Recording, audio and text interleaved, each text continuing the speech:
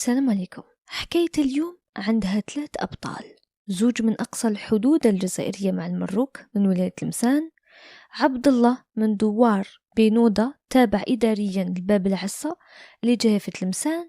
عبد الله اللي حكى لنا كيفاش جوز مأساة صوحان اللي جاية في أعالي مدينة الأربعة، وشاف بعينه الجثث تاع جماعة الكورتاج اللي ذبحوهم كامل وخطفوا العروسة في طريق صوحان، وحضر للمجزرة تاع 1997، وعاش جزء مستحيل ينساه داخل الفندق المهجور اللي تخلى عليه مولاه بعد الكوارث اللي جازوا عليه.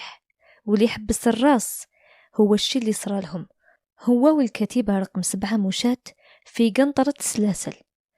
حب عبد الله يكرم كامل صحابه وزملاء تاع الجيش، وهو قال خاوتي اللي خدموا الوطن في هذيك الفترة العصيبة اللي عايشين منهم واللي ماتوا، وحب يكرم كامل الناس وسكان هذوك الدواوير الطيبين، دوار صوحان، دوار تاشت والجبابرة، ناس الحوضين الكرام، اديها حتى التابلات.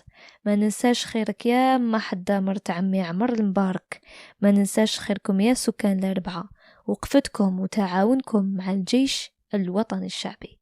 رايحين نحكيو على المأساة اللي عاشتها الشعيبية المروكية اللي تحمل دم جزائري، والحقرة اللي عاشتها مع مرت باباها في قرية بوكانون التابعة لمرسى بن مهيدي في تلمسان، وحكايتها مع الإرهابي اللي انتحل شخصية تاع واحد الإرهابي معروف يعيطولو سكيكدي، والقصة تاع الخيانة تاعو للأمير تاع الجية في هذاك الوقت العيايدة المكنى بأبو عدلان.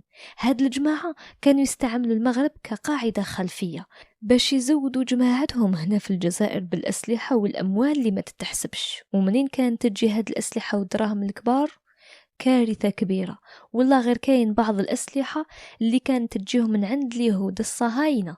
إذا راكم حابين تعرفوا التفاصيل ابقوا حتى لنهاية القصة. ما ننساوش أختنا البشارية مديرة السجن اللي ما حبتش نذكروا اسمها، بصح يكفيك أنك بنت الجزائر هي الفحلة بنت الرجال، ولولا عطفها وحنانتها مع الأخت الشعيبية اللي بطيبتك وتفهمك خليتيها ترجع للحياة وتحكي لنا أسرار كبيرة عاشتها الجزائر في هذيك المرحلة الصعبة.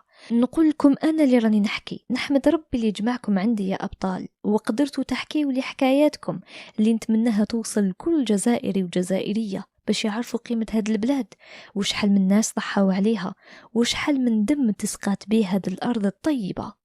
ندخل في الحكاية تاع اليوم اللي صراحة تخلي الواحد يفكر مليح مليح قبل ما يقول أي كلمة على هذا الوطن الحبيب. ونتمنى من كل عسكري ومن كل واحد عنده صحبه من متقاعدي الجيش يوصلوا هذه الحكاية اللي راهي موجهة ليهم بالخصوص وللشعب الجزائري بالعموم. يلا قعدوا معايا ونبداو في الحكاية اللي ما قدرتش نبداها بلا هاد المقدمة، سمحولي. نبداو بحكاية عبد الله، من بعدها نروحوا لحكاية الشعيبية والبشارية. كان عبد الله جندي في الكتيبة 7 مشاة مستقلة. هذه الكتيبة عسكرية من النخبة في الجيش الوطني الشعبي، معروفين بشجاعتهم وصبرهم في مواجهة الإرهاب في أكثر المناطق صعوبة. عبد الله كان في بداية العشرينات، دخل الجيش في وقت كان فيه الوطن يمر بأصعب المراحل، وهي العشرية السوداء. الكتيبة 7 مشاة كانت مسؤولة على تمشيط الغابات الواعرة في المناطق الجبلية بين صوحان والأربعة وتاشت وتابلاط. هذه المناطق كانت معمرة بالجماعات الإرهابية اللي كانوا متخبين بين الأشجار والكازمات والويدان. في واحد اليوم من أيام الصيف 97 كان جا كورتاج من العاصمة باش يجيبوا عروسة من تابلاط. شافوهم الوحوش ونواو عليهم، راحوا لتابلاط جابوا عروستهم. وفي طريق العودة وسواس وفي قنطرة سناسل كان العدد تاع الإرهابيين كبير بزاف، والأسلحة تاعهم كانت تخوف. الجماعة اللي كانت فوق قنطرة سناسل كانوا رافدين شواقر وسيوفة، كان الدم ناشف فوقهم. الهيئة تاعهم تخلع، حوايجهم معمرين دم، لونهم كامل موحد، لون خضر مايل لون التراب، هذاك اللون مخلط غير يدخلوا بين الشجر يولوا ما يبانوش. باختصار تقول عليهم خنزير بري، ما يفيقولوش حتى يلقاوه قدامهم. هاد الجماعة المتوحشة داروا لهم كمين محكم ما سلك منه غير طويل العمر. حبسوا طوموبيلات وهبطوا كامل، كبار صغار نساء رجال، ما رحموا حتى واحد، ما من الدراري الصغار، وذبحوهم وزادوا نكلوا بالجثث تاعهم. كاين اللي رماو لهم لسانهم من فوق القنطرة، وكاين اللي عذبوهم ببشاعة، وكاين اللي كانوا يتفاتنوا عليهم شكون اللي يسبق يقتلهم. كانوا يقولوا على دراري صغار هادو خرفان طريين ما راهمش عاصيين كيما ماضيهم. تقول على هذوك الإرهابيين جماعة تاع ضباع خانزة متعطشة للدماء. مسلك من هذاك الكورتاج غير العروسة المسكينة بنت طابلاط اللي قرر الإرهابي سايح عطية اللي يعيطوله الخن أنه يديها هدية لسيدو عنتر اللي يعيطوله أبو طلحة. هذه كانت واحدة من أسوأ المجازر اللي جازت على المنطقة تاع صوحان، اللي جاية في أعالي جبال ربعة، اللي جاية في أقصى شرق ولاية البليدة.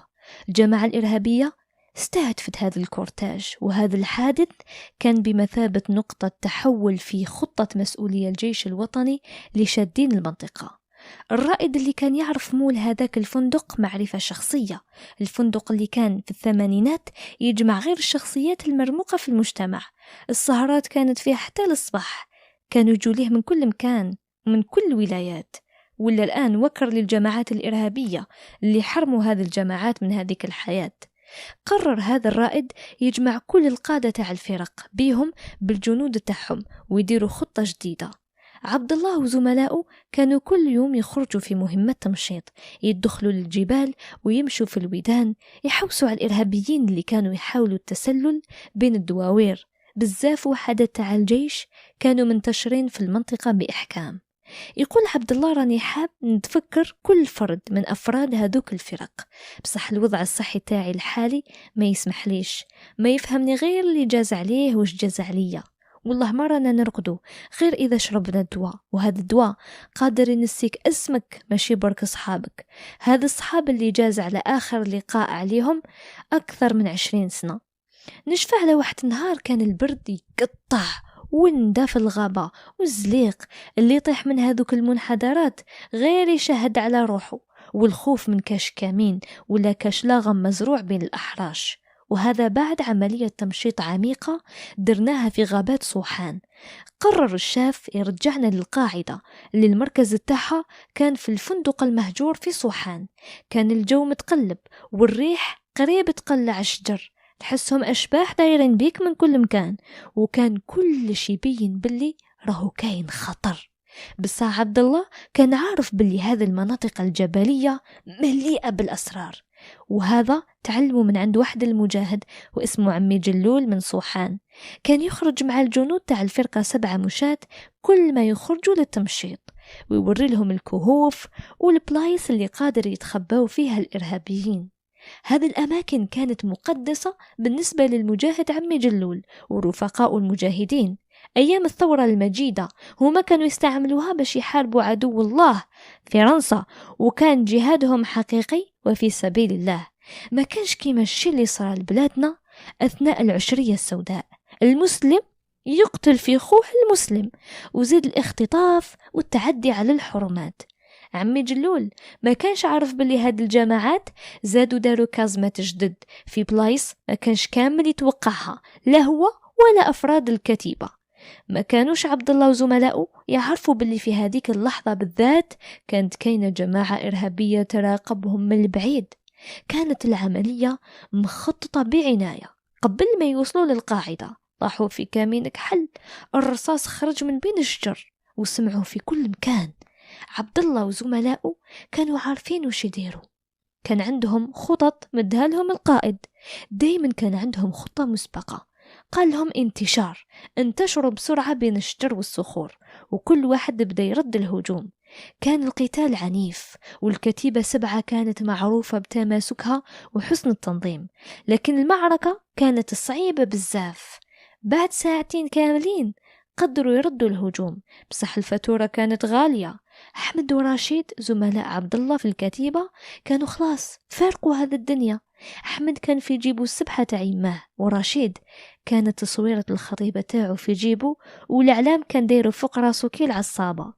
هنا قال لنا عبد الله باللي رشيد كان كل يوم يحكي لنا على النهار اللي قبل بابات خطيبته باش يمدها له.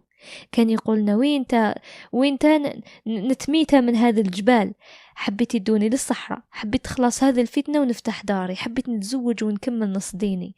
ربي ما كتبلوش يتزوج في هذه الدنيا، نتمنى له يكون في جنة الفردوس الأعلى هو وجميع اللي مات في الجبال يدافع على هذا الوطن الحبيب. بعد شهور من العمليات وفي يوم من الأيام كان عبد الله في مهمة جديدة في صوحان. كي يوصلهم خبر صدمهم كامل. الإرهابيين صدموا على الدوار تاع صوحان وقتلوا 60 واحد وخطفوا 14 طفلة بنات في عز شبابهم، خطفوهم تحت تهديد السلاح، ادوهم للغابات ونكاي الأوقار تاعهم. هذو ناس ما عندهم لا دين لا ملة، عينا مشطوا الجبال والغابات باش نلقاو هذوك البنات، بصح لا خبر تقول عليهم فص ملح وذاب. وصلوا خبار باللي الإرهابيين اللي خطفوهم قطعوا بهم الغابات مع تاشت والجبابرة ودوهم لحتى غابات سلمى والعوانة وتكسانة في جيجل. على كل حال درنا اللي علينا، والله غالب ما قدرناش نلقاوهم. الجثث تاع مالين هادوك البنات كانوا الإرهابيين نكلوا بهم وقدروا يزرعوا الرعب في نفوس المواطنين تاع صوحان والقرى المجاورة. حنا العسكر بقينا وحدنا في هذاك القيفار، الناس كامل هجروا ديارهم. كانوا ناس طيبين كرماء معانا، كانوا يساعدونا باللي قدروا عليه حتى يلو كان بكسرة سخونة. زادت هذا المجزرة من إصرار وعزيمة القادة تاعنا، داروا خطط محكمة ودخلت فرقة المظليين وجماعة الصاعقة ودعمونا بالمروحيات. كان كاين واحد المدرب واسمه كيم، وكاين اللي عيطولو سيم من كوريا، يعرف الجن وين يتخبى. جابوه هو وجماعة كبيرة من دفعة 93 تاع أفلو، الدفعة الأولى في الجزائر اللي دربت تحت يده من 93 حتى 98. جابوا منهم بزاف أفراد وكان عندهم منظار حراري يقدر يرصد أي حركة. قدروا يعينوا المناطق وجازوا عليهم بالمروحيات القنابل، داروا زنزلة في الجبال. قدروا يقضيوا على جماعات كبار من هذوك الوحوش. تحياتي الخالصة ليكم جماعة خلفاوي وسوحة، الشيخ رابح البويري، جو من الملحقة 5 تاع حراثا في جيجل وتاكسانة والكتيبة 88 مظليين مغاوير. واللي نسيتو يسمح لي. الحاجة اللي مستحيل المدرب كيم ينساها هي سرعة تغيير مخزن السلاح ديالو، يتيري بسرعة كبيرة، مخزن تاع 30 حبة يفرغوا ويزيد يركب الشارجر واحد آخر في السما ويزيد يتيري وعمره لا يخطئ الهدف. جماعتنا كي راح المدرب كيم بقاو غير يتفكروه ويقولوا عليه بريسلي تاع كوريا. والله أيام مستحيل ننساوها. الحمد لله بعد هذاك القصف والتمشيط قدر الجيش الوطني الشعبي يقضي على بزاف إرهابيين من أخطر الإرهابيين تاع المنطقة. بصح رغم ذلك بقات المنطقة تعاني لأنها كانت منطقة عبور. بعد ما جازوا سنوات على هذا المأساة، عبد الله يتفكر رفاقه اللي ضحوا بحياتهم. كان دايما يقول لازم يدير حاجة تخلد ذكراهم. إما لا قرر يكتب حكاية على الفرقة 7 مشاة يحكي فيها على التضحيات والمعاناة اللي مروا بها أثناء تأديتهم لواجباتهم في صوحان والقرى المجاورة التابعة للأربعاء وتابلاط. وكان حب يذكر أسمائهم ويكرمهم، مثل أحمد ورشيد اللي ماتوا في الجبال ولاو لماليهم في الصنادق. الحكاية كان فيها بزاف تفاصيل على العمليات العسكرية والكمائن والمواجهات، وكان يذكر في واحد المشاهد مستحيل نذكرها هنا في القناة. أنا كي قريتها وجعت لي قلبي، خلي يلي شافها بعينيه. نحكي لكم برك على واحدة واللي ما يحملش نقوله غير فوت شوية في الفيديو. مرة في الجبال تاع الأربعة من جهة تاشت والجبابرة، صحابو حكاولو على واحد المجزرة راحت ضحيتها عائلة كاملة. والحاجة اللي تخلي مخكم يحبس هي كي لحقوا أفراد الجيش للمكان لقاو كامل الأفراد مذبوحين، من بينهم ذراري صغار وباباهم والجد والجدة، حتى الحيوانات تاعهم مضروبين بالشواقر. كان قتل همجي. المصيبة الكبيرة هي الزوجة تاع مول الدار، لحقوا عليها مازالت حية، كرشها محلولة باين باللي كانت بالحمل. كي لحقوا لقاوها مازال فاطمة توري بعينيها للقدرة الكبيرة اللي كانت فوق الطابونة. كي حلوها لقاو البيبي اللي كان في كرشها داخل القدرة يغلي. نطقت المرأة وقالت قالوا لي كي طيب كوليه، وخرجت روحها. قال عبد الله الحمد لله ما عاشتش هذيك المرأة، وش من حياتها تعيشها لو كان بقات حية. قالوا صاحبه باللي شاف المشهد تاع الطفل داخل القدرة رجع يرد مشهد مستحيل يتخيلوا بشر، مشاهد زرعوا فيها الشهداء ذكراهم وأحلامهم، كما قنطرة السناسل اللي ما زالها شاهدة هي والفندق المهجور اللي مقابلها على الكمية تاع الدم اللي سالت فيها، والغابات المغلوقة والفراجات الملوية اللي جاية في الطلعة تاع صوحان، أديها حتى التاشت اللي صاروا فيها بزاف مجازر. واحد المرة قرر عبد الله يرجع لمنطقة صوحان، هدي ما عندهاش بزاف، وكان حاسب اللي لازم يرجع يشوف الأماكن اللي كان فيها مع رفاقه. هو اللي صور لنا الفيديوهات اللي رايحين تلقاوهم في الإنستغرام. راح لهدوك الغابات اللي كان يمشيها وتمشيها الفرقة 7 مشاة، كانت تم ذكريات مرة وشهداء بزاف طاحوا رواحهم فيها. في طريقه لقنطرة سناسل كان يمشي بين الشجر المتشابكة اللي تهبط للفندق، يسترجع في الذكريات، يتفكر الحرب والكمائن اللي سلكوا منها هو وجماعته بالشعراء واللي ماتوا فيها بزاف ناس، كانوا يتمنوا برك يخرجوا من تم سالمين. في الحقيقة حتى اللي سلكوا من الموت ما سلكوش من الأمراض النفسية والعاهات الجسدية اللي كانت نتيجة على الكمائن والزاكروشاج اللي كل لحظة فيها كانت مليئة بالخوف والرعب في نفس الوقت. وقف عبد الله في البلاصة اللي كان فيها رشيد طايح شهيد، تفكر كيفاش رفاقه كانوا يضحيوا بحياتهم خير على جال وطنهم، وكيفاش كانوا يحبوا بلادهم. قال في قلبه إن شاء الله ربي يتقبلهم في جناته، حاجة ما راهي رايحة تدوم. قالت لنا شعيبية باللي عبد الله لليوم راهو يقول لها ما نبكيش على اللي مات، نبكي على اللي مازال عايش. شعيبية هي زوجة عبد الله الإرهابية اللي طلعت للجبل من دواوير تلمسان وراحت حتى للمروك، وشافت بعينها السلاح كيفاش كان يجي للجزائر من فرنسا وحتى من عند الصهاينة. الإرهابية اللي عاودت رجعت للجزائر مع أخطر إرهابي، هاد الإرهابي اللي كان يخطط باش يفجر مطار بوفريك العسكري. بصح كيفاش قدر عبد الله يرتبط ويتزوج بإرهابية كيما هادي؟ اصبروا معنا حتى تخلص الحكاية وتفهموا كلش. هنا شعيبية زوجة عبد الله راح تحكي حكايتها وكيفاش تلاقات بعبد الله في جبال صوحان. حكايتها صارت في الأيام تاع العشرية السوداء، وقعت أحداثها في الغرب الجزائري وبالضبط في ولاية تلمسان في منطقة بوكانون الحدودية مع المروك.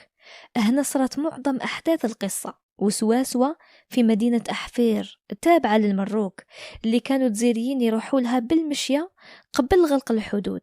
شعيبية بنت بوكانون وهي قرية حدودية مع المروك كما قلت لكم، اللي رايحة تقولنا الدور الكبير اللي لعبته المروك في تغذية ودعم الجماعات الإرهابية في الجزائر، حيث كانت القاعدة الخلفية للإرهاب.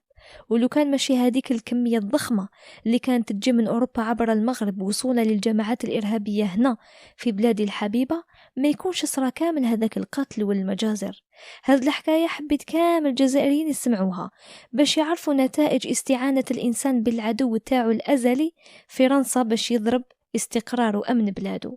واللي نسى العداء اللي كاين عند المخزن المغربي نفكروا بحكاية الأمير عبد القادر. خذل الأمير عبد القادر خذلان ما يتنساش. كي هرب الأمير للأراضي المغربية كان هارب من بطش الفرنسيين، كان يظن بلي المخزن راح يوقف معاه خاطر هو راه مجاهد ورافع راية الجهاد. بصح وش دار له هو؟ سلموا لفرنسا عام 1847 بعد ما داروا معركة إيسلي.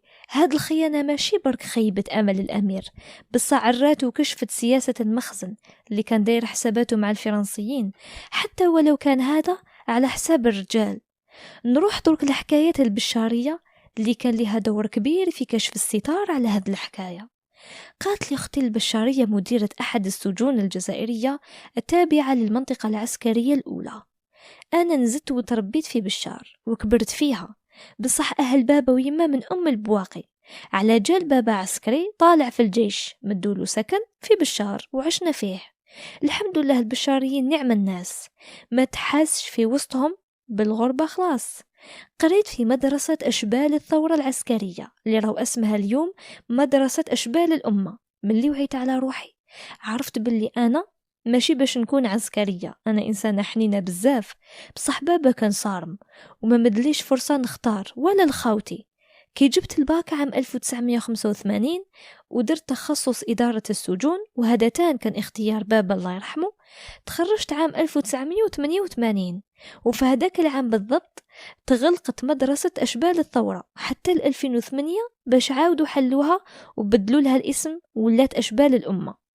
غير تخرجت بديت الخدمة طبعا في سجن بشار بحكم القرب تاعو من الدار. خدمت فيه حتى ربي جاب لي نصيب، تزوجت بزميل ليا من ولاية ساحلية ودبر لي باب الخدمة فيها وانتقلت. السجن تاع هذه الولاية أكبر من سجن بشار، خدمت فيه كامل وش بقالي حتى ديت التقاعد تاعي. الحاجة اللي بقات لي في بالي ومستحيل ننساها هي قصة هذه السيدة اللي صدفة نزادت في نفس اليوم اللي زدت فيه أنا، بصح صغيرة عليا بزاف. سبحان الله الأقدار تاعنا شحال مختلفة. أنا كنت محاطة بالحماية من كل جانب، بابا، خوتي، زوجي، والحمد لله. لكن هذه السيدة ما عندها حتى حماية، غاضتني المسكينة. راني طولت في حكايتي، دوك رايحة ندخل مباشرة في حكاية تشعيبية، وهذا صح اسمها. في يوم من أيام الصيف 97 الحامية، كنت قاعدة في المكتب تاعي في الحبس طبعا، أنا وزوجي اللي هو الطبيب الخاص بالسجن. حتى جابوا لنا بنت في العشرينات من عمرها، كانت تبان شابة بصح حوايجها كانوا مسخين، وجهها وجسمها كامل دم ناشف، حتى شعرها وكان يابس بالدم. قلت رانا في عواشر ولازم يعني هذه نربح فيها أجر مع ربي سبحانه. بعد ما درنا لها الإجراءات كامل وشافها طبيب دار لها الفحوصات، كانت ردود فعلها عنيفة وعينيها قريب يخرجوا، تبان زعفانة بزاف ولا خايفة ما تخلي حتى واحد يمسها. كانوا شادينها زوج سجانات باش قدر الزوج تاعي يفحصها. كنت أنا غير نحن عليها ونقولها بالعقل بالعقل، ورحت لها حست بالأمان معايا وما دارت حتى جست عنيف. بصح راجلي قال لي ردي بالك منها، قادرة تخدعك. خرجتها من قاعة الطبيب وديتها لوحد الغرفة جاية داخل المستوصف نبات فيها كي تكون عندي خدمة بزاف. قلت لها ندوش لك، بقات ساكتة بصح ما قاومتش كي نحيت لها حوايجها اللي كانوا كامل دم ناشف، حتى شعرها وجهها كان فيهم دم ناشف بصح ماشي دمها، لأنه جرح واحد ما كاش في جسمها. وهنا زدت تأكدت منه بعد ما دوشت لها ولبست لها لبسة تاع الحبس. درتها كي شغل اختي صغيرة، عاونتها وليت واقفة عليها يوميا نعطيها دواها في الوقت. هذه الطفلة في الأول كانت تبان مهبولة، تبات نايضة تبكي وما تقبل حتى وحدة من العاملات في السجن تقرب ليها. والحقيقة يعني تنقال هو ما كانوا عنيفة معها، أنا ما كانش تهمني حكايتها، كنت نشوف فيها إنسان ضعيف يحتاج اللي يحن عليه ويدعمه. مع الأيام بدأت تهدى وتتكالمة، فاقلها راجلي باللي كانت تتعاطى المخدرات، والحالة هذيك تجيها كي تعاني من الفقد تاع المخدرات المونك، يعني بالدرجة تاعنا نقولوا هكا. مدلها بعض الأدوية المهدئة وتنعس، وبديت أنا نحاول نهدر معاها ونخليها ترتاح لي وتوالفني كتر وكتر. من اللي بدات الأدوية هادوك بان الفرق، كنا كل أسبوع نقصوا لها الجرعة، وبعد ما جازوا 6 شهور كاملين بدات توالفني، وكي نقرب ليها تبدأ تشوف فيا وتتبسم، ومرات كي نعطيها الدواء تقول لي صحة. هكا تأكدت باللي الطفلة حست بالأمان معايا. واحد النهار نشفالو كل يوم، كان يوم السبت نهاية ديسمبر 1997. يا أخي رمضان في عام 1997 جا 2 مرات، وهنا راني نحكي على الزوجة يعني تاع ديسمبر. راني شافية رجلي كان بايت في الخدمة هذيك الليلة، درت خبز الفطير بالزيادة وديت لها معايا، قلت نبات معاه نونسو. قلت لها شعيبية راه رمضان غدوة تقدري تصومي؟ قالت لي ايه نصوم، وحبيت نتوب لربي ونبدا نصلي. انا طرت من الفرحة، بصح هي مسكينة ولات غير تبكي، وانا كنت نعنق فيها ونمسح في دموعها. بعدها سمعنا اذان العشاء، قلت لها اليوم ان شاء الله نصلي وانا وياك. قالت لي زعما ربي يقبل مني، زعما يغفر لي. قلت لها لازم التوبة تاعك تكون صادقة وما تفرطيش في العبادات تاعك. أيا دخلت دوشت بدلت حوايجها، صلينا مع بعض أول صلاة ليها. كانت تبكي في السجود وتبان باللي كانت خاشعة أكتر مني. بعد ما كملنا الصلاة ووحدها حكات لي كامل حكايتها، حتى وصلنا لوقت السحور حبسنا. راجلي جاب لي حقي تاع الماكلة وحقها لبيتي، تسحرنا وصلينا الفجر وكملت حكايتها دقيقة ما نعسناهاش. تكونوا تقولوا لي كيفاش هذه في الحبس وتعاملوها هكا؟ هي كانت حالتها خاصة بزاف، وانا اللي كنت ندير لها هاد المعاملة ونخرجها من الزنزانة تاعها، ومرات تتعشى معايا، وهذا كامل داخل السجن. يعني ما كانش كاين عندها فرصة باش تهرب، ونبقاو بشر ويشفونا الناس. ومن بعد ما سمعت حكايتها ما ندمتش اللي عملت هذيك المعاملة. وزيد هي قدرت تبيع على واحد من أخطر الإرهابيين وتكشف المخطط تاعو لتفجير مطار بوفاريك العسكري. نرجع للحكاية. قالت لي شعيبية أنا أصلي مغربية ومن قرية أحفير، بصح عشت معظم حياتي في قرية بوكانون اللي جاية غير قريبة ليها، بصح تابعة للجزائر. كنت أنا البنت الوحيدة للمرة الأولى تاع واحد الراجل متغطرس وعنده زوجة ثانية، عندها بزاف دراري، جابت له 12 دري، بصح واحد فيهم ما يصلح. كانت يما من قرية بوكانون تابعة تلمسان، وعلى جال حقرها بابا بزاف جات لعند ماليها وعاشت عندهم. جدي تاع يما كان عنده بزاف أراضي، وعنده غير يما وخوها اللي كان عايش في الخارج. تزوجت يما بهذا الراجل وكان عندها غير 12 سنة، طولت بزاف ما جابتش الدراري، وهذا كان باين علاش البلوغ تاعها تأخر حتى ل 19 سنة. هنا باش بلغت، ولكن بابا ما صبرش وتزوج بوحدة من عندهم، يعني من المروك، بصح ماشي من نفس المدينة، كانت من البدو، وإحنا نقول لهم بني عداس. ويا خوتي كانت تخلط في أمور الشعوذة. غير جات للدار ولا تتحكم في بابا ويما وتمشيهم كما تحب. بابا اللي كانوا حتى الرجال يخافوه، هو أصلا داير كدالة طول وعرض، يوزن قنطار و30 كيلو، الباب ما يدخلوش، وكان قبيح مع قاع الناس، ومن قبحته ولاو يخافوه. قاع هذا الشيء بصح جات العدايسية ركعاتو ولا كي الخاتم بين يديها، وهذا الشيء زاد بعد ما جابت له الولاد ولا يعبدها. يما ولات خديمة عندها، شدت في بابا خاطر كانت تخاف الطلاق، عقلية بكري. جازو 3 سنين حست ماما باللي راهي بالحمل. قالت البابا ما فرح ما والو، قالها شوفي لك كل عام تجيب ولد، انتي راكي في 10 سنين هذا وين رفتي وراكي حبتني نفرح بيك. سمعته مرتو كي كان يعيط على يما، فهمت يا اخي جات وقدام بابا، قالت لها والله ما راكي راح تفرحي به. يما تشوكات وماتت بالخوف، دخلت لبيتها رزمت حوايجها وهربت لدار باباها، خافت على اللي كان في كرشها. بابا ما حوس عليها ما والو، من تما ويما عايشة في دار باباها معزة مكرمة، كتب ربي تكون حامل بتوأم. ما كانتش تنوض من الفراش مسكينة، جاها الحمل صعيب، وفي 5 جويلية 1975 جاتها الزيادة، نزاد الطفل الأول، وطولت أنا ب7 سوايع باش نزدت. يما مسكينة ما كاش عندها الجهد، وعاونتها القابلة تاع الدوار حتى وين سلكت بخير والحمد لله. سماو خويا شعيب وانا سماوني شعيبية. فرحت يما بينا، وغير جاز نفاسها قالت لبابها ويماها نرجع لراجلي باش يسجل ولادو. وافق جدي، وبعدها مع جداتي. جدي كان حالف ما يشوف وجهه، مي هاد الشي خلى بابا يزيد يحكر يما كتر. كي شافها جاية وقبل ما توصل الدار قالها واش كره منك باباك؟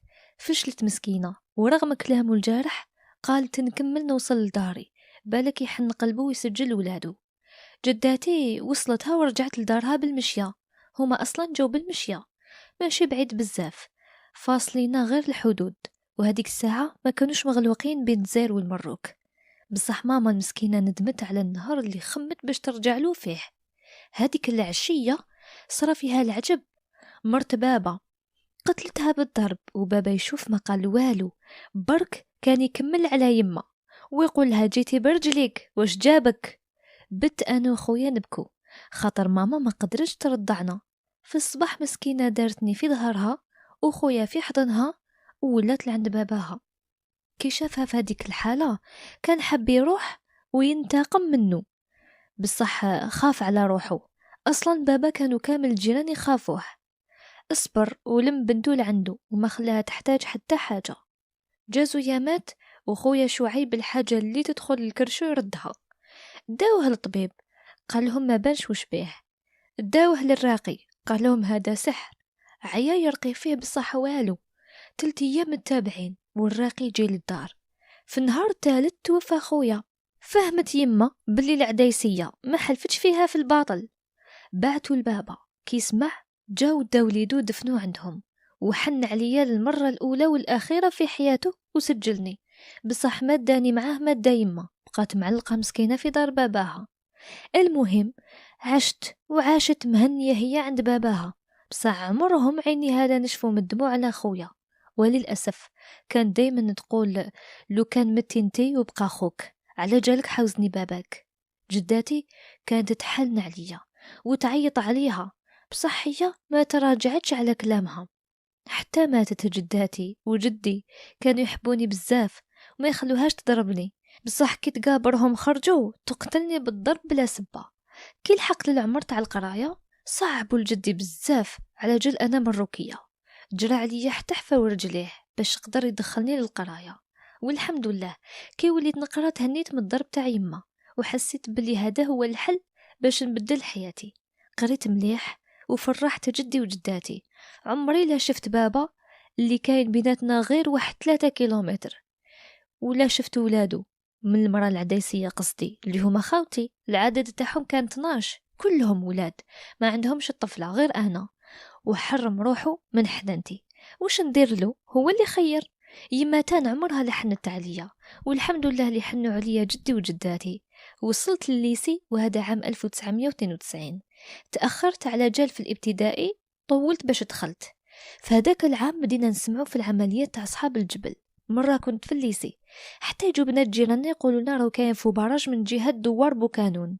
كانوا اللي عندهم فاميلة هاتم تبات عندهم. كان وصاني جدي باش إذا سمعت كاش خبر نروح نبات عند أي وحدة من صحباتي. كيما كان الحال رحت عند وحدة يتيمة وعايشة معي يمها وحدهم. في الصباح جانا خبر باللي قتلوا جدي وجداتي ويما. فشلت وليت كي المهبولة. عيات تصبر فيها صاحبتي ويماها، حللتهم باش يدوني نشوفهم قبل ما يدفنوهم، بصح والو ما خلونيش نروح. بقيت غير نبكي وما كنتش نروح للقرايه، اصلا ما كنتش نخرج من الدار. كي جا نهار ثالث هربت ليمات صاحبتي، خاطر صاحبتي كانت تقرا. رحت لدار جدي في بوكانون، نلقى الدار كامل مخروبه والدم في كل مكان. الغنم تاع جدي نصهم ما كاش، واللي بقاو يبانوا كان قاتلهم الشر والعطش. رحت نجري ليهم وانا نبكي، مديت لهم كلا وشربوا. بت هذيك الليله مع الغنم نتونس بيهم. وكي نوض في الصباح حتى لقى واحد السيد داخل الدار هو ومرته ينقيو ويستفوا في الدوزان. فشلت، وش راهم يحوسوا هادو؟ قلت لهم وش راكم تديروا هنا؟ هذه دار جدي وهذا رزقه. قال لي داك الراجل رزق مرتي هذا وبقى ليا. ما فهمت والو، وبديت نعيط ونقول له سراق اخرج من الدار. الجيران كانوا بعاد علينا، الدار تاع جدي كبيره والدار كانت في الوسط، على بها واحد ما جالي يسلكني منهم. شدتني هذيك المراه من شعري ودخلتني للكوري، قالت لي خرجتي ليماك ما تعرفيش تقادري الكبير عليك. وانا في هذيك الحاله تشجعت، قلت لها يما الله يرحمها لاك. قالت لي منا وهاك تعرفي شكون انا. جازوا يومين برك وهذاك الراجل قال لي اذا راكي حابه تبقاي في هذا الدار روحي جيبي الماكله للغنم وعمري الماء. اديت كردة ومنشار ورحت للغابة باش نقطع العرف تاع الضرو والعرعر للغنم. في طريقي تلاقيت بواحد الشيخ يعرف جدي، قلت له شكون هذاك السيد اللي راه في دارنا؟ قال لي هذاك باباك. قلت له في قلبي هذا هو، ما راهوش خايف من الإرهاب، على بها جا الدار اللي تقتلوا فيها يما وجدي وجداتي، وبالك هو بالذات اللي رسلهم. ركيبي فشلوا، قعدت في نص طريق بكيت حتى خلاص ما لقيت ما ندير. الدنيا كحالت بين عينيا، وليت للدار بلا ما ندير وش قالوا لي. وصلت قابلتني ديك المرأة قتلتني بالضرب، لحمي كامل ولا زرق. وليت اي حاجه يقولوها لي نديرها. الضرب تاعها يوجع بزاف، وراجل هذا يركل بغى اللي يخوف. بقيت على هذاك الحال مده طويله، نبات في كوري تاع الغنم، ناكل من البحيره بالتخبيه. هذا اذا كان يعني زمان تاع المحصول ينتكل، ولا مثلا كيما الفول والجلبانه. في الصيف كاين الفاكهه الحمد لله. وصلنا لربيع 1993، زينت وجبت روحي رغم كامل هذاك العذاب اللي كنت عايشاته، بصح كنت ناكل الفاكهه بزاف. جبت روحي. مره كنت في العين نعمر في الماء، حتى تلاقيت بعبد الله اللي سمعته حكايته في الاول، غير شفته عجبني وعجبته. وليت نفرح كي نخرج، سواء باش نرعى سواء باش نعمر الماء. ولكن كل ما نروح للعين نعمر الماء نلقاه تما يسناني، مرة هدر معايا، أنا مت بالخوف، خفت لكاش واحد يشوفني ويبيع على هذاك الغول اللي ما نقدرش نعيط له بابا سمحولي. بصح في قلبي قلت له كان غير يجي يخطبني ونتهنى منهم. جاز واحد الشهر على هذا اللقاء وخلاص ما زادش بان، حسبت لي قتلوه الإرهاب وليت غير نبكي عليه. ما كان حتى واحد نقدر نسقسي عليه، نعرف غير اسمه عبد الله، ما نعرف لاقبه، ما نعرف منين جا، عمري نسيته. بصح الحياة صعيبة تخليني نفكر غير كيفاش باش نحسن شوية معيشتي. في واحد العشية شفت هذيك الغولة طيبة طيابات شابين، وزيد عطات لي حوايج نقايا وقالت لي دوشي راهم جايين الخطابة العشية. كان الوقت مور العصر، قلت في قلبي من وقتاش الخطابة يجوا في الليل. بعدها قلت معليش، المهم نسلك من هذاك الغول. بديت نحلم كي البهلولة، قلت زعما يكون عبد الله هو اللي راهو جاي يخطبني. وليت نطير، دوشت، سقمت روحي، وليت كي البوبية. وكي العشاء وجد، رحت عاونت هذيك الغولة وحطينا غير الماعن اللي كانت مخبيتهم جداتي الله يرحمها المناسبات. كان يجيبوا منها وليدها من فرنسا، خالي اللي عمري إذا شفته. وصل وقت العشاء نسمع الدقديق في الباب وصوت بزاف رجال. رحت نجري، طليت لقاهم جماعة تاع أكثر من 15 واحد، لبستهم مسخة وكاين اللي رافتين سيوفة. عرفتهم إرهاب باينة، اللي كنت شاكا فيه خرج صح، هاد الغول يتعاون معاهم. بقيت غير نطمع في روحي، قلت إن شاء الله يشوفهم عبد الله قبل ما يوصل ويهرب. وما شكيت ولا ثانية باللي هادوك هما الخطابة والغول تاع اللي ما يتسماش، اللي مستحيل نقول له بابا هو اللي باعني ليهم. جاو قعدوا وكلاو تقول عليهم خرجوا مش شر. كي كملوا جات هذيك الغولة داتني لشومبرتها اللي كانت مفرشة ومسقمة، وقالت لي اسمعي حسك ما نسمعوش. مت بالخوف لوني تخطف. ثواني تفتح الباب، يدخل واحد الراجل داير كالخنزير البري حاشاكم، وريحته فايحة، سنيه رايبين، كارثة وخلاص. واش نوصف؟ المهم غير شافني قريب كلاني بعينيه، انا كلمة ما نطقتهاش، ما مكيسكساني على اسمي، ما رديتش. قال لي راكي حشمانة، لو كان صبت نكون قتلته ولا قتلت روحي. من بعد خممت مع روحي، قلت هكا ولا هكا يديني، سوا برضايتي ولا بلا بيها. انا تما قلت مادام عجبته اي حاجة نطلبها منه يقبلها. ايا رديت روحي باللي حتى هو عجبني. قلت له حتى انت ما شاء الله عليك. قلت له اديني في اقرب فرصة، راهم حابين يديروا لك خطة ويسلموك للطاغوت. قلت له عيشك ما تقول لهمش باللي قلت لك يقتلوني، وانا كنت نخمم كيفاش ننتقم منهم كامل. المهم كي سمع واش قلت له حمار وجهه مزعاف وخرج، وقال للغول لازم نديروا العرس اليوم. قال له الغول لا لازم نجهزوها نديروا لها عرس كبير. تم تأكد من كلامي اللي كان غير كذبة، وهو صدقها. شد الرشاش تاعو وفرغه في هذاك الغول، والله ما حسيت بذرة ندم. طاح كي الفرد، ومرته ولات غير تعيط وتندب وانا نستشفى فيها. وخرج ووصى جماعته يكملوا عليها. اداني للجبل وانا مشوكيا، صح كنت حابه ننتقم منهم، بصح ما كنتش دايره في بالي باللي رايح يقتلهم. من جهه فرحت، يعني الشي اللي ندار فيهم ماشي قليل وش داروا فيا، ومن جهه حسيت بالخوف مع من راني رايحه. وهذاك الشي اللي كان، وصلنا لواحد الجبل، من بعد دخلنا في طريق بيست، ومشيت وقت طويل. من بعد حبست الطونوبيل ورجعت منين جات، وإحنا كملنا نمشو. مشينا تاني زمان حتى وصلنا. كي وصلنا لقيناهم يسنوا فينا ودايرين مجموعات. هذيك الطريق اطلع للكازمة تاع الامير. تم تأكدت بلي راني مع الامير شخصيا، وليت نرجف من الخوف. كي وصلنا للكازمة جاوني زوج نساء لابسين كلش كحل ومغطيين راسهم كامل، يبانوا غير عينيهم. بعدها هادوك الرجال اللي كانوا واقفين بداو يروحوا عند الامير يباركولو. بعدها الامير جداني، رحنا الكازمة واحدة أخرى بعيدة عليهم كامل، قعدنا في هذيك الكازمة شهر كامل. بعدها جاو لينا واحد نسا كان يعيط لهم الجواري، ما هدرناش بزاف مع بعض، كانوا هذاك النسا غير يشوفوا فيا. من بعد تكلمت واحد المرأة وقالت باللي لازم كامل تعيطوا للأمير، طاعته من طاعة الله، وباللي الأمير يقدر يدير جواري وسبايا من نساء طاغوت، ولازم احنا نسا نصبروا معاه حتى يربحوا هذه الحرب وينصرهم ربي ويديروا الدولة تاعهم. ما طولناش بزاف حتى سمعنا بلي العسكر فاقوا بينا. جالي الإرهابي اللي عيطولو سكيكدي وقال لي ما نقدرش نديك معايا. أنا خفت وقلت له كيفاش تخليني وحدي نجي معاك.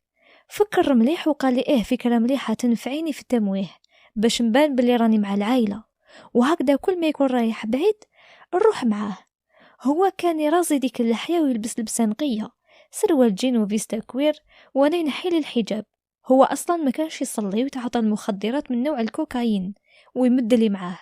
وليت مع الوقت والفت هذيك الحياة، خاطر المهمات تاعو كانوا دايما متشابهين. يروح للمروك، نباتوا في وجدة عند واحد العائلة عندهم قصر، بصح كي نروحوا للمروك هادوك الناس اللي يستقبلونا يبانوا خدامين عنده. وفي الصباح بكري قبل الفجر يدي جماعة زيريين قاعدين دايما في المروك، كاين اللي يركب فورغو كاين اللي يركب سيارة صغيرة. نروحوا حتى لمدينة سالة، ثم يتلاقى بواحد القاوري يمدلو بزاف دراهم كامل دوفيس ويزيدلو سلاح. هداك السلاح يبعتو الوجدة في ديك الليلة مع دوك الرجال اللي راحوا في الفورغو، من بعد يوصلوه للجزائر. وحنا نباتو في واحد الفندق 5 نجوم. وما نقولكمش شحال نصرفوا ديك الليلة، الشراب، الشطيح، الماكلة، الرقاصات، المهم كل أنواع الفسق. يا حسراه، ملي كنت الخبز نشتاقلو وليت ناكل أغلى الأكلات. صح كيما يقول المثل، ما تخافش من الشبعان إذا جاع، تخاف من الجيعان إذا شبع. في واحدة المرة جوزنا أيامات حنا على هاد الحال. أيا استحلى القعدة في المروك من أوتيل لأوتيل. كي وصل شهر أوت 1993 سمعتو يهدر مع واحد واسمه أبو عدلان، عمري لا شفتو. كان أبو عدلان يعيط على الأمير ويقول له راك تبذر بزاف وماشي هذا هو الاتفاق اللي تعهدنا عليه. كان يعيط له سكيكدي. كنت أنا مكسلة في الفراش والتليفون كان يسمع مليح. كي كمل المكالمة سيت نقرب منه باش نهديه ونكالميه، بصح هو كان خلاص رايح يطرطق من الزعاف. جبت له قرعة تاع الخمر حاشاكم من أجود الأنواع، مديت له بدا يشرب، خلاص غاب ولا يخلط في الهضرة. تم استغليت الفرصة وسقسيته كامل وش كان يدور في بالي. قلت له علاش ما قلتليش باللي اسمك سكيكدي وانت صح من سكيكدا؟ قال لي لا انا ماشي سكيكدي، انت حلت الشخصية تاعو تلاقيته في وجدة في 91، وقبل ما يشوفوه القادة تاع الجية قتلته وتواصلت معهم على أساس أنا هو سكيكدي. قال لي بزاف حاجات اللي عمري لا ننساها. قال لي بلي الحكاية كبيرة اللي على جالها المروك توسطت بين أوروبا وقادة الإرهاب اللي راهم هنا في المروك، هي قضية الصحراء الغربية، على جال باش يمدولها الأوروبيين الدعم في هذه القضية. المهم هذيك الليلة سمعته يهدر في تليفون مع جماعة بالفرنسية، ما كنتش نفهم وش كان يقول، بصح كان يجبد بزاف هذاك أبو عدلان. في الصباح ناض جوايه 10 تاع الصباح، دوش ولبس مليح، هبط لقدام لابيسين وانا كنت معاه لابسه المايو، رحت نعوم. هو تلاقى بمجموعه يبانوا قور، ما قعدش بزاف، قال لي وقتنا في المروك خلاص لازم نرجعوا للجزائر. انا فشلت، قلت بعد هاد المتعه والفنادق نرجع للجبل. حبيت نهرب له بس ما عنديش دراهم، رحت معاه، رفد غير دراهم وقال لي فارسي لبسي، لبست ربها مكشوفة. قال لي ارفدي جلابة معاك، كي نوصل للحدود استري روحك. كي وصلنا للجبال اللي جاية في أعالي بني سنوس وصبرة، لقينا الجماعة موجدين كازمة جديدة. المهم هو بقى أمير عليهم رغم غيابه في المروك، مي كي رجع تم استرجع المنصب تاعو اللي كانوا بزاف طمعين فيه. طبعا اللي عنده دراهم اكتر يكون عنده السلطة أكبر. بقى يصرف هدوك الدراهم كما كان موالف في المروك، نسى بلي المصدر تاع هدوك الدراهم خلاص انقطع، حتى المصدر تاع السلاح ما كانش في يده ولا في يد المساعد تاعو اللي اسمه الذئب الجيعان اللي انفصل عليه وبقى في وجده. خلاصوا لزوج الدراهم ولا كل مهبول، وسمعوا به كامل باللي ولا قاتل مأجور، ولا واللي سالها لواحد آخر يتصل به هو ينفذ ويشد عليه أقل شي 25 مليون على الراس. ومرات كي كثروا عليه الدراهم يبقى في الكازمة مع الجواري ويرسل لجماعة يمدلهم 10 ملايين هو يدي الباقي، ولا يقتلوا حتى في الولايات الأخرين. عشت مع هاد القوم وقت طويل، ولو كان نحكي لكم كيفاش كانوا عايشين بالك ما تصدقوش، والحوايج اللي ديروها بالك تقولوا زعما في هاد الدنيا كاينين عباد هكا. وفي الجزائر تاني وين خلقوا هاد الناس، وين ترباو، شكون زرع فيهم هذا الحقد كامل؟ كنت زوجة الأمير ولا هكا كانوا يسموني، بصح الحقيقة ما كنتش كثر من ظل بجنبه، ما كانش يحبني ولا عمره قنع بيا، كنت مجرد وحدة من ديكور السلطة، واجهة يبرر بها وجوده. أما عمره ما حب، هو وحش ما عنده حتى رحمة في قلبه، ما عندوش مشاعر، يمشي بالغريزة الحيوانية. جماعته أصلا كانوا يجيبوا له بنات مرة على مرة، كانوا يعتبروهم سبايا، بنات المغضوب عليهم. جابوهم من دواوير خصومهم أعداء اللي يسميهم طاغوت. البنت كانت تبقى عنده حتى يمل منها، بعدها يمدها للنائب تاعو كشغل لعبة بين يديهم. أنا كنت نشوف ونسكت ما نبين والو، بصح كنت نغلي من الداخل. على هذيك شحال من مرة قدرت نسلك بنات ونطلقهم. كي يروح هو وجماعته يقتلوا نخليهم يروحوا، ما حبيتش نحمل منه، كان عندي أساليبي. كي كنت في المروك تلاقيت بواحد السحارة كانت تخدم فام دوميناج في الهوتيل، قلت لها مانيش حابة نرفد، دارت لي السحر ونجح. خفت نجيب روح بريئة، الحياة وضيعة بحال هذه. اليامات يجوزوا والوجوه تتبدل. احنا غير في الجبال كل مرة وين كانوا يشربوا الخمر يدروقيو، بعدها يروحوا يصدموا على الدواوير. في البداية كان يدي كلش ليه وحده. هنا راني نهضر على الحاجات اللي يسرقوهم، الذهب، الدراهم، هم يسموهم الغنائم. بصح مع الوقت ولا يخاف من نظرة الجماعة تاعو. على كل حال حتى هما كانوا ناس يشبهوله، ما عندهم لا دين لا ضمير. حتى الإسلام اللي كانوا يرفعوا شعاره ولا مجرد ستار، وهمهم الكبير الدراهم والذهب طبعا والعزبات. الهم اللي طاح فوق راسي في وقتها هو كيفاش نقدر نسلك بنات الرجال قبل ما يدناو ليهم، بصح ما باليد حيلة. أكثر حاجة كانت تقلقه ترعبه تخليه ما يرقدش مهني هي السلطة، منصب الأمير. كان يشك في كل واحد عنده شوية دراهم.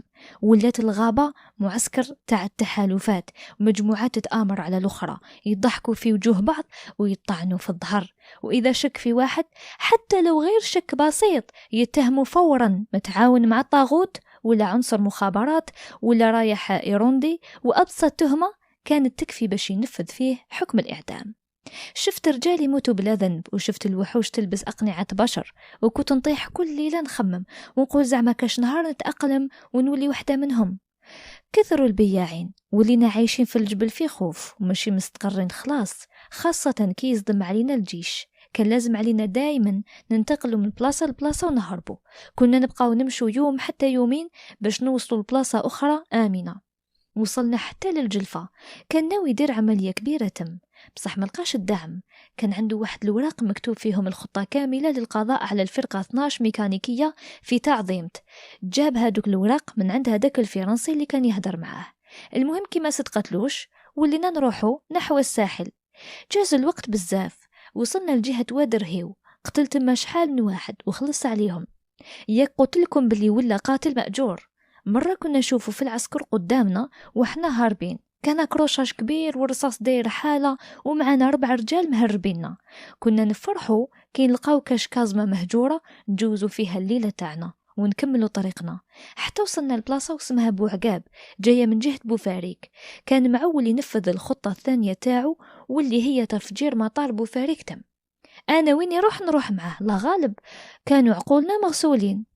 كي طاحت به ولا متوحش يقتل اللي جا في طريقه وينحيله واش كاين عنده دراهم. المخدرات ولا مسيطر علينا.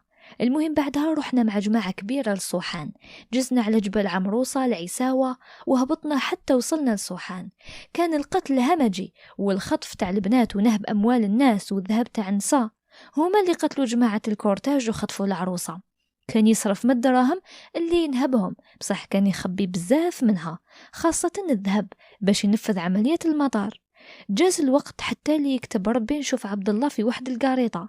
كانوا عندي لي جمال تاع الامير، كي تأكدت باللي هو عبد الله قلت والله غير ندير المحال باش نسلكه من هاد الارهابي الخطير. ديت معايا المخطط تاع العملية تاع المطار ورحت لعند عبد الله، حطيته ماشي بعيد على القاريطة وكتبت فيه ورقة المكان اللي رانا فيه بلا ما نقول شكون أنا. كتبت لهم في الورقة تاني الموقع تاع الجماعة اللي كانوا معولين يديروا عمليات في العاصمة وفي الدويرة في الإقامة الرئاسية. هادو كانوا مخبين في واحد الكنيسة مهجورة جاية بين بيرتوتا وباب علي. هما ما كانوش يتوقعوا باللي رايحين يلقاو كنز كيما هذا. المهم جاي يطلع عليا النهار مليح حتى نلقاو رواحنا مسركلين من الجيش، طيارات من الفوق، الدبابات من كل جهة، بداو الطيارات يضربوا فينا من الفوق وحنا ما عندنا وين نهربوا. تيراو اللي كانوا معايا حتى خلص لهم رصاص ولينا متجمعين في بلاصة مخبية شوية جاية شغل كهف الجبل. تيراو علينا بالمدافع اللي كانوا معايا كامل ولاو أشلاء وانا كتب لي ربي نسلك تما بتليلة كاملة. بعدها جاو العسكر جابوني للحبس. طبعا نستاهل على كامل وش درت. البشارية ربي يحفظها ما حبتش عليا، راحت حتى لعند عبد الله وقاتله، جال عندي الحبس ودار لي محامي وقاستني لاغراس على جال اعتبروني ساعدت الجيش باش يفيقوا للمخطط تاع تفجير المطار، وعلى جال بيعت على المكنس كيكدي. صبر علي عبد الله حتى تعافيت وكملت المدة تاع الحبس، وكي خرجت طلبني رسمي. الحمد لله رانا في الحلال وربي يغفر لي ويعفو عليا. الشي اللي ما حبيتش نفصل فيه بزاف ما عندوش أهمية، واللي تمنيته يوصل للناس هو عمركم لا تديروا ثقة في واحد خان بلاده ووطنه. هذا ما كان. شكرا لسماعكم القصة. ماذا بيا تخلوا جان باطل وتبارتاجيوا القصة مع أصدقائكم.